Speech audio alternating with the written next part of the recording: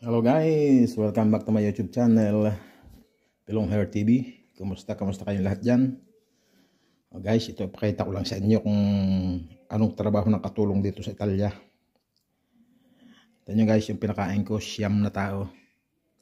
Hindi pa tapos kumain. Oh. Ito na nagamit na plato. Yan. Ayan oh, hindi pa sila tapos. Bunto na rito ang mga ginamit na kubiertos. Ayan. Solo ko ito. Ako nagluluto. Ako nagdadala ng pagkain sa kanila. Sineserve ko isa-isa bawat isang tao. Lahat na kanila kakainin. Ibibigay ko pa isa-isa. Ayan. Ganito guys ang trabaho dito. Kaya konting tiis lang at konting tiyaga. Yan guys. Wala na yung pinaglutuan dyan. Yung pinaglutuan, nalinis ko na lahat. Yung mga pinaglutuan na ipatas ko na dyan. Yan na oh. Mga pinaglutuan ko nandyan na. Ayan, ang mga ginamit kong pinaglutuan ko nandyan na. Ito yung mismong mga pinagkainan lang oh. Ayan. Ayan. Ayan. Ang nasa lamesa, mga ganito pang karami. Ayan, tapos makakapi mamaya. Ayan guys, ganito guys ang trabaho ng katulong dito sa Italia. Kaya kahatibayan lang ng loob. Tapos ito mabigat dito. Hindi pwedeng labahan dito sa labas tubilya. Dahil to argento, kailangan lalaban mano-mano. Anuhin mo talaga ng kamay. Ang dami niyan. O, kalahati pa lang yan. Nandun pa kalahati. Hindi pa natin pwedeng kuhanin dahil ginagamit pa. Bawat isang tao nakalagay na kubiertos, 3 tinidor, 2 kutsilyo, 1 kutsara. Bawat isang tao 5 piraso ang nakalagay. Ay siyam yun. Ang nagamit ng plato, antipasto. Ito, primo, segundo.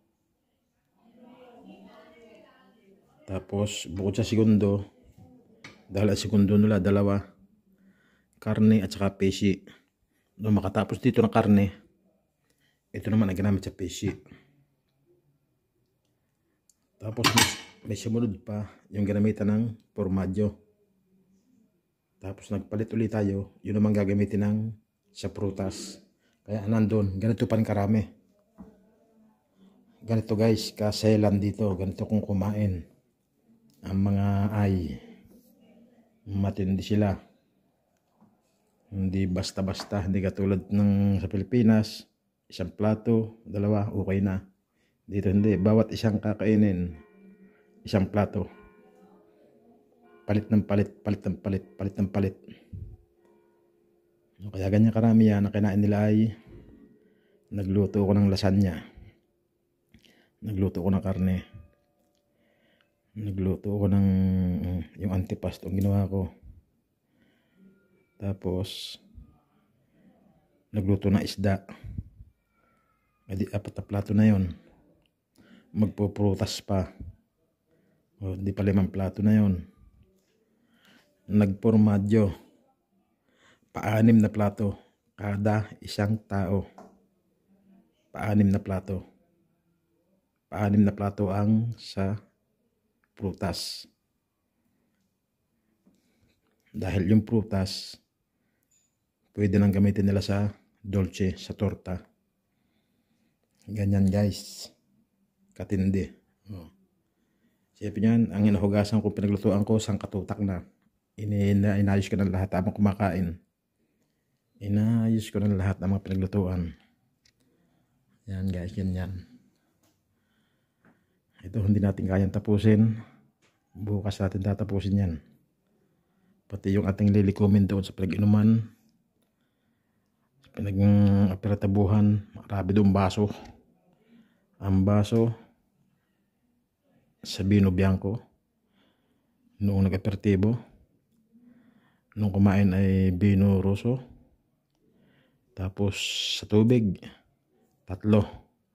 Tatlong baso yung siyam. Yan guys. Yan, ganyan katindi. Kaya ang lilikom natin baso rin bukas. Napakarami.